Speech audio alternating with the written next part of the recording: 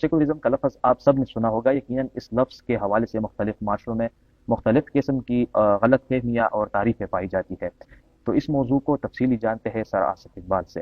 السلام علیکم سر۔ سر ہم سب سے پہلے آپ سے یہ جاننا چاہیں گے کہ سیکولرزم ہے کیا، اس کی ابتدا کب سے ہوئی اور اس میں کیا کیا چینجز اور تغیرات تھے جو ابھی تک ہوئی ہے؟ بسم اللہ الرحمن الرحیم، اللہم صلی علی محمد وعلی آل محمد وبارک وسلم وصلی علیہ رب اشرح لی صدری ویسر لی امری واحلل عقدۃ من لسانی یفقہوا قولی۔ آپ کا شکریہ۔ آپ کا جو جہاں تک آپ کے سوال کا تعلق ہے، اس کے 3 اجزاء بنتے ہیں۔ ایک سیکولرزم کا مفہوم ہے، ایک سیکولرزم کا معنی ہے اور پس منظر ہے، اور ان میں جو تغیرات واقع ہوئی ہے عملی طور پر ان کے حوالے سے ہے۔ تو سیکولرزم کا جو مختلف مغربی مفکرین اور مصنفین نے سیکولرزم کی جو تعریف کی ہے، جو معنی اور مفہوم بیان کیا ہے، وہ یہ ہے دنیاوی، جو روحانی نہ ہو، جو مذہبی نہ ہو۔ تو اس اگر ان کا خلاصہ ہم دیکھیں تو یہ ان الفاظ میں ہم ان کو سمیٹ سکتے ہیں۔ اسی طرح لیکن عرب میں اگر ہم جائیں تو عرب میں اس کی تعریف میں، اس کے معنی میں وہ معنی نہیں کیا گیا ہے جو اصل میں اس کا معنی ہے۔ اس کو جس کا اصل معنی جو ہے یہ لادینیت ہے، جو یعنی غیر مذہبی ہو، دنیا داری وہ صرف اس میں غیر روحانی ہو، تو یہ ظاہر بات ہے یہ لادینیت ہے۔ تو انہوں نے اس کو علم کی طرف منسوب کیا۔ سیکولرزم کو علمانیت یا علمانیت کہتے ہیں، اور اس کے یہ معنی انگریزی کے کسی بھی ڈکشنری میں نہیں ہے، اور یہ لفظ علم کی طرف منسوب کیا گیا ہے۔ اور انہوں نے یہ معنی اس سے کیوں لیا؟ اس لیے کہ مغرب کا، یورپ کا مذہب کے حوالے سے جو تصور تھا کہ جہاں دین ہوتا ہے وہاں علم نہیں ہوتا، جہاں علم ہوتا ہے وہاں دین نہیں ہوتا، انہی نظریات سے متاثر ہو کر انہوں نے اس لفظ کو اڈاپٹ کیا۔ اسی طرح انہوں نے سیکولرزم کو اپنے اصل معنی کی اس لیے بھی اصل معنی کے ساتھ پیش نہیں کیا کیونکہ وہاں کے لوگ جو تھے وہ مسلمان تھے۔ اگر بالفرض وہ یہ معنی لادینیت کا معنی کرتے تو وہاں کے لوگوں کے لیے یہ قابل قبول نہ ہوتی یہ بات۔ انہوں نے بڑے چالاکی کے ساتھ، خود تو متاثر تھے، لوگ تو مسلمان تھے، لوگ تو اس سے متاثر نہیں تھے، لیکن بجائے اس کے کہ اس لفظ کو اس کے اصل مفہوم کے ساتھ لوگوں کے سامنے پیش کیا جائے، انہوں نے اس میں چھپکے سے ایک علم کی حقیقت چوری کی، اس نظریے کی حقیقت چوری کی۔ یہاں سے بھی پتہ چلتا ہے کہ ایک نظریہ جو ہم لوگوں سے چھپاتے ہیں تو اس کی حقیقت کیا ہوگی، ظاہر بات ہے۔ اسی طرح یہ جو مغربی دنیا میں اور عرب دنیا میں نتائج کے اعتبار سے، اپنے اثرات کے اعتبار سے سیکولرزم ایک ہی مفہوم رکھتا ہے، اگرچہ لفظی طور پر انہوں نے اس کے ساتھ ایک اور اضافہ بھی کیا ہے جو کہ سیکولرزم بذات خود اس کو قبول نہیں کرتا اس معنی کو۔ اور جہاں تک اس کے ہسٹری کا تعلق ہے، سیکولرزم کیسے وجود میں آیا، کن کن مراحل سے گزرا، اس کے لیے اگر ہم یورپی معاشرے پر نظر دوڑائیں تو یورپ میں کچھ مفکرین ایسے تھے، اور ظاہر بات ہے لوگ جو ہوتے ہیں وہ مفکرین کے پیروکار ہوتے ہیں، عام لوگ، انہوں نے یہ چاہا کہ یونان کا جو پچھلا تہذیب تھا، پچھلا جو فلسفہ تھا، اس کو ایڈاپٹ کیا جائے، جس کو علمی دنیا میں نشاط ثانیہ کا نام دیا جاتا ہے، یعنی دوبارہ زندہ کرنا۔ وہ اس نظام کو دوبارہ زندہ کرنا چاہتے تھے، ان علوم عقلیہ کو، ان فلسفوں کو۔ اور یونان کے علوم میں یہ خامی تھی کہ یونان کے علوم جو تھے وہ وحی سے بالکل آزاد تھے، وہی کتابی نہیں تھے، بلکہ وہ انسانی دماغ کی ایک کاوش تھی۔ تو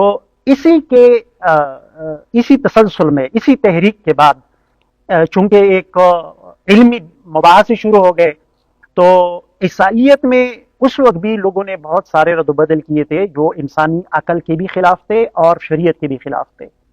تو اسی وجہ سے ایک رویہ پیدا ہو گیا عیسائیت کے خلاف۔ تو مارٹن لوتھر آئے، اس نے ایک مذہب میں تجدید کی ایک تحریک شروع کی، تحریک اصلاح عیسائیت۔ تو اس نے پہلے اس کے تو مقاصد ظاہر بات ہے، ان کے نیت پر تو کوئی شک نہیں کر سکتا۔ اس کا مقصد یہ تھا کہ تجدید کیا جائے، عیسائیت کی اصل روح کو زندہ کیا جائے۔ لیکن اس تجدیدی کام کے دوران ان سے ایسے ٹیکنیکل اور علمی غلطیاں ہوئیں جن کی بنیاد پر بعد میں لوگوں نے عیسائیت کو برا بلا کہنا شروع کیا، اس کے وجود کو تسلیم کر، اس کے بیسکس کو تسلیم کرنے سے انکار کیا، حالانکہ اس سے پہلے عیسائیوں کا جو معاشرہ تھا، روم کا جو معاشرہ تھا، اس میں خدا کا تصور بھی تھا، مذہب کا تصور بھی تھا۔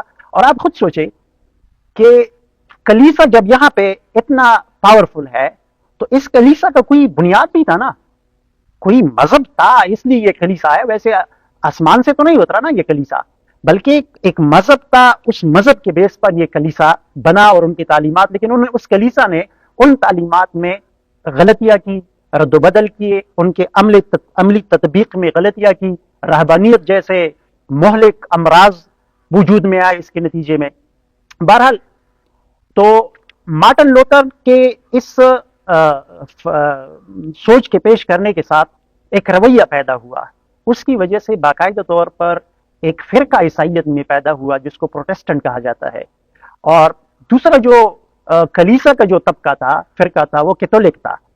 اور چونکہ مارٹن لوتھر کے جو نظریات تھے وہ سیکولرزم کے ساتھ مل رہے تھے، وہ کیوں مل رہے تھے؟ اس وجہ سے نہیں مل رہے تھے کہ وہ مجدد تھے عیسائیت کی، بلکہ ان غلطیوں کی وجہ سے وہ عیسائیت کے ساتھ ان کے نظریات مل رہے تھے جو انہوں نے آسمانی دین کو سمجھنے میں جو ٹیکنیکل غلطیاں کی، ان غلطیوں کی وجہ سے وہ فطرتی طور پر عیسائیت کے قریب گیا، سیکولرزم کے قریب گیا۔ اور یہ ایک تاریخی حقیقت ہے کہ کیتھولک اور پروٹسٹنٹ کے مابین جب تصادم پیدا ہوا تو اس تصادم میں سیکولرزم نے، سیکولر لوگوں نے پروٹسٹنٹ کا ساتھ دیا کیتھولک کے خلاف، تو یہاں سے سیکولرزم وجود میں آیا۔ یہاں سے پھر 1857 میں تقریباً اس لفظ کے نام سے، سیکولرزم کے لفظ کے نام سے باقاعدہ ایک تحریک کا آغاز کیا گیا اٹلی سے، اور یہ پھر انقلاب فرانس آیا، سائنس نے ترقی کی، اور کلیسا کی سائنس کی بجا مداخلت، سائنس میں بجا مداخلت اور نامعقولیت نے یہ سارے ہیجان اور جذبات وہاں کے معاشرے میں پیدا کیے، تو لہٰذا وہ سیکولرزم کی طرف مائل ہوئے، انہوں نے سیکولرزم کو ہی اپنا نجات دہندہ سمجھا۔ ویل سر، ہم یہ تو جان گئے ہیں کہ سیکولرزم کیا ہے، یہ کیسے وجود میں آیا، آپ نے بڑی بہترین انٹروڈکشن اس کی کی ہے، لیکن چونکہ ہمارا ٹاپک یہاں پر سیکولرزم اور اسلام ہے تو ہم پہلے سر دوسرا سوال ہم آپ سے یہ کرنا چاہتے ہیں کہ اسلام اور سیکولرزم کی اصل جنگ کیا ہے؟ جہاں تک اسلام کے ساتھ ان کے تصادم کا تعلق ہے، اسلام بذات خود ایک مکمل ضابطۂ حیات ہے، اور اسلام کا یہ دعویٰ ہے کہ میرا جو نظام حیات ہے وہ اللہ رب العالمین کا دیا ہوا نظام حیات ہے۔ اب ظاہر بات ہے خدا کے بارے میں تو سب انسانوں کا یہی تصور ہے کہ وہ تو خدا ہے، اور اس جو نظام حیات بھیجے گا تو اس میں غلطیاں نہیں ہوگی، وہ پاکیزہ ہوگا۔ البتہ اس پر کوئی اشکالات، اعتراضات آتے رہتے ہیں، وہ ایک الگ موضوع ہے جو ایتھیزم کے ساتھ وہ ڈیبیٹ ہو سکتی ہے، لیکن یہاں پہ چونکہ ہمارے جو مخاطب ہیں وہ سیکولر لوگ ہیں، جو مسلمان بھی ہیں، ہمارے ساتھ رہتے ہیں، اور عیسائی ہے، مذہب کے حاملین ہے، تو اس وجہ سے اسلام اور سیکولرزم، اسلام کے مقابلے میں سیکولرزم دیکھا جائے تو سیکولرزم بھی ایک نظام حیات ہے۔ یہ نہیں ہے کہ سیکولرزم صرف ایک جز کا حل پیش کرتا ہے، ایک جز کے بارے میں کچھ کہتا ہے، بلکہ سیکولرزم، یہ جو کہا جاتا ہے نا کہ سیکولرزم جو ہے یہ انفرادی زندگی میں انٹرفیئر نہیں کرتا، یہ بھی ایک مغالطہ ہے۔ آپ مصر میں دیکھیں، ترکی میں دیکھیں، لبنان میں دیکھیں، وہاں جب سیکولرزم پاور میں آیا تو ان لوگوں کے جو انفرادی اعمال تھے، ان کی نمازوں کی بھی انہوں نے پابندی لگائی، اگرچہ وہ تو ایک انفرادی عمل تھا، مساجد کو انہوں نے گرا دیا۔ یہ ایک تاریخی حقیقت ہے، اور اس کے شاید ہمارے پاس دنیا میں عین گواہ بھی موجود ہو کہ اس طرح انہوں نے کیا ہے۔ تو یہ خود انہوں نے ایک تصادم بنایا ہے۔ اصل میں یہ جو سیکولرزم تھا، اس کا مخاطب پہلے مذہب تھا، لیکن وہ انسانی شکل والا مذہب تھا، وہ خدائی مذہب نہیں تھا، عیسائیت۔ اور وہاں پر ان کے مفکرین نے جو ان کی مخالفت کی، وہ یعنی کوئی بے جا مخالفت نہیں تھی، واقعی ان میں ایسے مسائل تھے جو کلیسا نے اپنے آپ کو خدا بنایا تھا، کلیسا किसी के कत्ल का हुक्म देता, उसी कोई पूछ भी नहीं सकता था कि आप क्यों कत्ल किया, कत्ल का हुक्म दिया तूने इसके बारे में। तो उन्होंने यही रवैया उस दीन के साथ रखा, उस इस्लाम के साथ रखा जो वाक़ियतन अल्लाह रब्बुल आलमीन का दीन था। अब जाहिर बात है कि 1 नंबर और 2 नंबर में तो फर्क करनी चाहिए, तो अकली बात है। तो उन्होंने उसको भी, जैसे वहां का माशरा जो था एक किस्म की बीमारी का शिकार था। हमारे माशरे में मसाइल हैं, इसे हम इनकार नहीं करते, लेकिन हमारे मसाइल वजूदी, इंतजामी और अमली मसाइल है।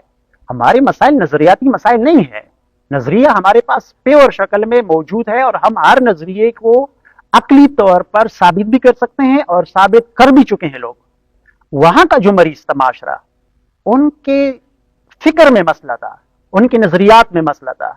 तो चूंकि ये सेकुलरिज्म ने यलगार किया इस्लाम पर, उसी नजर से उसको देखा जिस नजर से वो ईसाइयत को देख रहा था, लिहाजा जाहिर बात है फिर तो रेजिस्टेंस में कभी इश्तियाल अंगीजी में ऐसे लोग भी पैदा होते हैं जो लड़ाई झगड़ी भी हो सकते हैं। आप किसी को इश्तियाल दिलाते हो तो हो सकता है। तो बुनियादी तौर पर इस्लाम का ये दावा है कि वो हकीकी वही पर मबनी निज़ाम है और सेकुलरिज्म का इंसान का बनाया हुआ निज़ाम है। और इंसान के बनाई हुई निज़ाम में तो दुनिया भर के नुक्स होते हैं और वो सारी चीजें हमें नजर आती हैं, वो जो नकाइस है उन पे। बहरहाल ये जो आपने सवाल किया, तो आगे की डिस्कशन में भी इंशाल्लाह इस पर हम रोशनी डालते रहेंगे। तो यहाँ तक काफी नहीं है ये मतलब, लेकिन ये चंद इशारात के साथ हमने आपके सामने ये बात रखी। सही है सर, हम समझ गए कि इस्लाम और सेकुलरिज्म के दरमियान असल में जंग क्या है, किस बिना पर हुई है, ये दोनों क्या क्या तफरीक रखते हैं, क्या क्या फ़र्क है इसमें। लेकिन जब हम सेकुलरिज्म को देखते हैं और मॉडर्न दुनिया को देखते हैं तो हम सेकुलर से वो लोग अमन के दाई है, वो लोग अमन मांगने वाले हैं, अमन के दाई है, अमन पसंद माशरा चाहते हैं। तो अगर वो लोग अमन के दाई है और अमन पसंद माशरा चाहते हैं तो क्यों ना इस्लाम इस तरह एक प्लेटफॉर्म बना दे, इस तरह एक माहौल बना दे कि उस नज़रिए को अडॉप्ट कर सके हम। अगर हम उस नज़रिए को अडॉप्ट कर सके और इस्लाम उसके साथ ही चल सके तो इसमें कबाहत ही क्या है। अच्छा, जहाँ तक ये बात है कि उसने अमन किया है, ये महल नज़र है।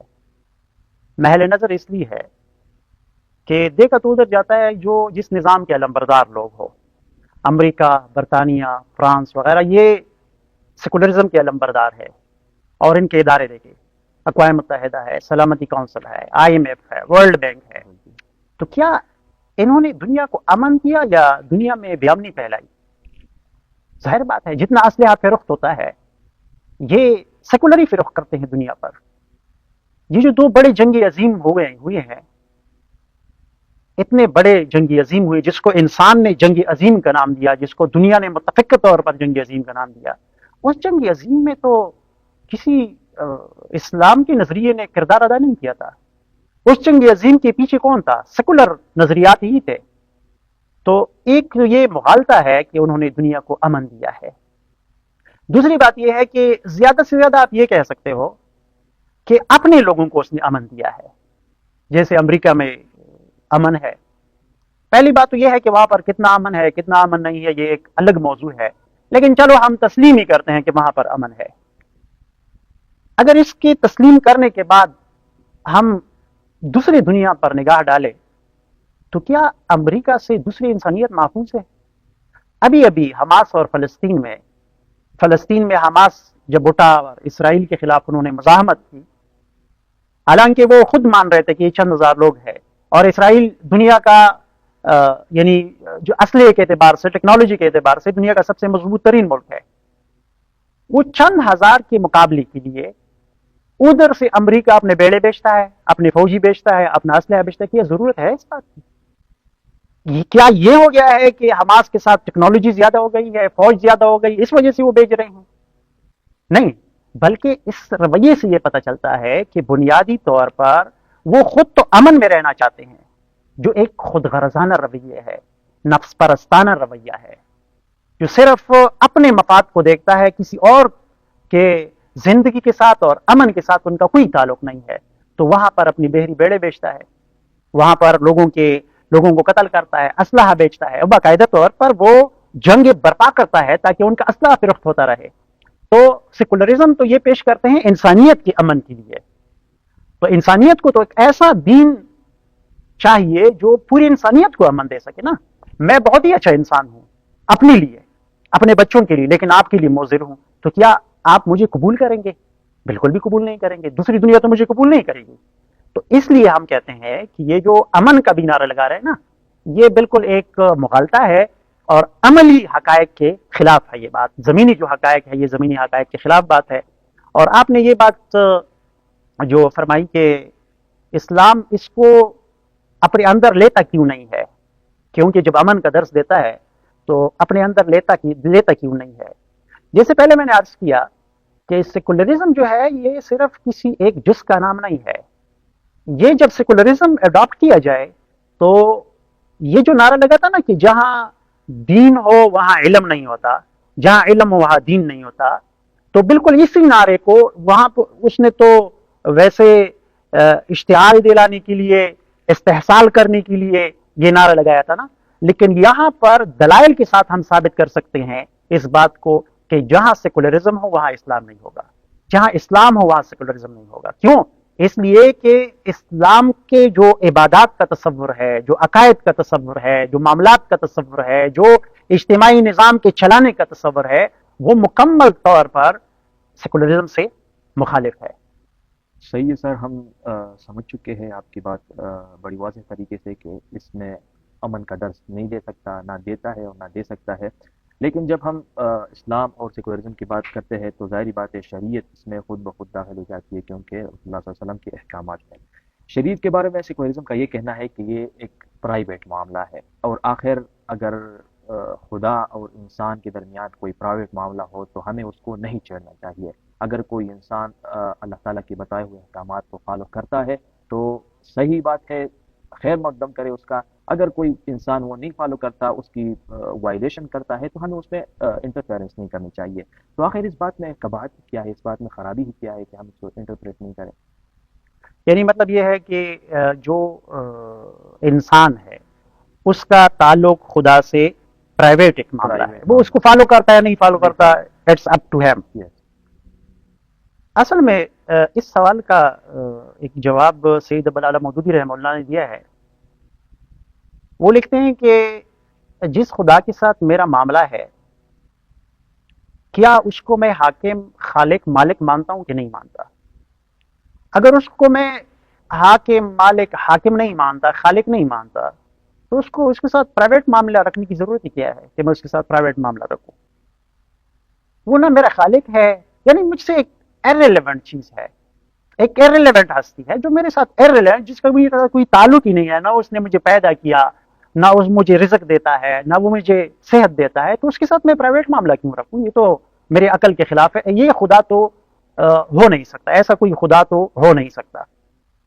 دوسری بات یہ ہے کہ انسان خدا کو تو تسلیم کرتا ہے، اس کو خالق بھی مانتا ہے، حاکم بھی مانتا ہے، مالک بھی مانتا ہے، لیکن وہ یہ کہتا ہے، اس کا یہ دعویٰ ہے کہ اس خالق ہی نے مجھے یہ آزادی دی ہے کہ آپ کا تعلق میرے ساتھ پرائیویٹ رہے گا. آپ میرے احکامات پر عمل کرے نہ کرے، آپ مجھے انفرادی زندگی میں، اجتماعی زندگی میں فالو کرے یا نہ کرے، میں بس خواہ میں آپ کا خدا ہی رہوں گا، آپ کا خالق، مالک، حاکم ہی رہوں گا.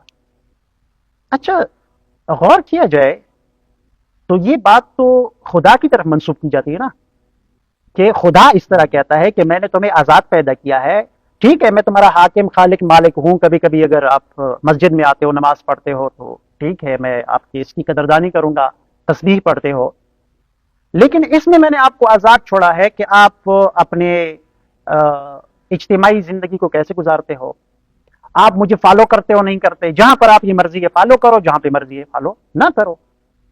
تو میرے خیال میں یہ بات جب خدا کی طرف منسوب کی جاتی ہے تو اس بات کی دلیل خدا ہی کی طرف سے ہونی چاہیے. خدا سے ہم کیسی پوچھے تو وحی کا سلسلہ تو بند ہے، لیکن وحی کا جو اصل مغز ہے، اصل جو وحی جو نازل ہوئی تھی، وہ ہمارے پاس آج بھی زندہ طور پر موجود ہے قرآن و سنت کی شکل میں. تو وہاں سے کوئی یہ دلیل لے کے آئے کہ جی خدا کا ہم سے یہ مطالبہ نہیں ہے کہ آپ اجتماعی زندگی میرے احکامات کے مطابق گزارے، لیکن ان کے برعکس ہم دیکھتے ہیں کہ وہاں پر تو لکھا ہے وَمَا كَانَ لِمُؤْمِنٍ وَلَا مُؤْمِنَةٍ إِذَا قَضَى اللَّهُ وَرَسُولُهُ أَمْرًا ان یکون لهم الخیرۃ من امرهم ومن یعص اللہ ورسولہ فقد ضل ضلالا مبینا. وہ تو کہتا ہے کہ کسی مرد مومن عورت کو اختیار ہی نہیں ہے کہ وہ اللہ اور اس کے رسول صلی اللہ علیہ وسلم کسی بات کے بارے میں فیصلہ فرما دے، وہ اس میں اپنی مرضی چلائے. یہ تو بالکل اس نظریے کے خلاف پڑتا ہے. خدا تو یہ کہتا ہے.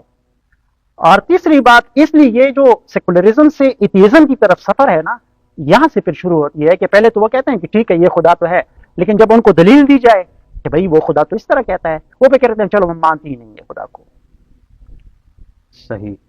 سر ہم آپ کی بات سے ایگری کرتے ہیں، لیکن یہاں پر ایک سوال اور اٹھتا ہے کہ انسان جو ہے وہ تغیر رکھتا ہے اور شریعت کو ثبات ہے بقول سیکولرزم، بقول سیکولرز، اور یہ کہتے ہیں کہ شریعت کو ثبات ہے لیکن انسان تغیر رکھتا ہے. اور یہ بات انسانی فطرت کے مکمل خلاف لگتی ہے کہ اس کے لیے اس شریعت کو قانون بنایا جائے جو انسان جب انسان میں تغیر واقع نہیں ہوا تھا تب وہ نازل ہوا تھا. اس شریعت کو اس کے لیے قانون کیوں بنایا جائے جب انسان میں آلریڈی اتنا تغیر واقع ہو چکا ہے؟ لیکن شریعت جو ہے وہ 1400 سال پہلے ہم پر نازل ہو چکی ہے، تو وہ قانون بنانا بھی ایک قسم کا میرے خیال میں اس کے ساتھ ناانصافی ہے. تو آپ اس کے بارے میں کیا کہنا چاہتے ہیں؟ اچھا، یہ جو سوال آپ نے کیا ہے، یہ مصر کے ایک بہت بڑے سیکولرزم کے علمبردار فواد زکریا نے بھی یہ سوال اٹھایا ہے کہ شریعت کو ثبات ہے اور انسان کو تغیر ہے. لیکن میرے خیال میں یہ انسان اور شریعت کا کوئی علمی تجزیہ نہیں ہے، یا تو ایک جذباتی تجزیہ ہو سکتا ہے اور یا معتصبانہ تجزیہ ہم کہہ سکتے ہیں اس کو. اس لیے کہ شریعت کو ثبات ہے یہ بالکل غلط بات ہے. شریعت میں ثبات بھی ہے، وسعت بھی ہے. ثبات اس حیثیت سے ہے کہ ان کے اصول جو ہے، جیسے خدا ایک ہے، انبیاء اس کے نمائندے ہوتے ہیں، وہ غلطیوں سے پاک ہوتے ہیں، ختم نبوت، اسی طرح آخرت، تقدیر، خیر و شر، ان میں اختلاف نہیں ہے. یہ ان کو ثبات ہے. ظاہر بات ہے اگر آدم علیہ السلام کے زمانے میں ایک انسان پیدا ہوتا ہے، وہ انسان کہتا ہے کہ خدا ایک ہے، اور آج کوئی کہے کہ خدا دو ہے، تو یہ تو کوئی معقول بات نہیں ہوئی نا. خدا تو ایک ہی ہے. یہ ایک ایسا بنیاد ہے جس میں کوئی میرے خیال میں اگر ہر انسان جو معتصب نہ ہو اس میں اختلاف نہیں کر سکتا کہ خدا ایک ہے. تو یہ بنیادیں ہیں، ان کو ثبات ہے. باقی جہاں تک تغیرات کا اس میں تعلق ہے، تو میرے خیال میں اگر صرف میں جواب نہ بھی دوں، ہماری جو فقہ پڑی ہوئی ہے، اتنی بڑی فقہ جو پڑی ہوئی ہے، تو یہ اس بات کی دلیل ہے کہ اس کو ثبات نہیں ہے. یہ وقت کے تقاضوں کے مطابق یہ اپنا پروگرام بھی رکھتا ہے، مسائل کا حل بھی رکھتا ہے، بڑا معقول اور انسان کے لیے قابل عمل حل بھی رکھتا ہے. یہ بات درست نہیں لگتی. صحیح.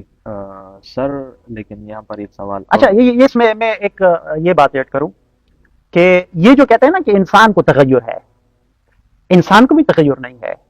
بعض چیزوں کے لحاظ سے انسان کو تغیر ہے اور بعض چیزوں میں انسان کو تغیر نہیں ہے. جیسے 100 سال پہلے کے انسان کو بھی خوشی کی ضرورت تھی، آج کے انسان کی بھی خوشی کی ضرورت ہے. غم، وہ بھی غمگین ہوتا تھا، میں بھی غمگین ہوتا ہوں. وہ بھی معاش کی لیے تک دو کرتا تھا، میں بھی کرتا ہوں. قرآن میں آدم علیہ السلام کے بارے میں اللہ تعالیٰ فرماتے ہیں کہ آپ جنت میں تو نہ آپ کو بھوک لگے گی نہ پیاس لگے گی.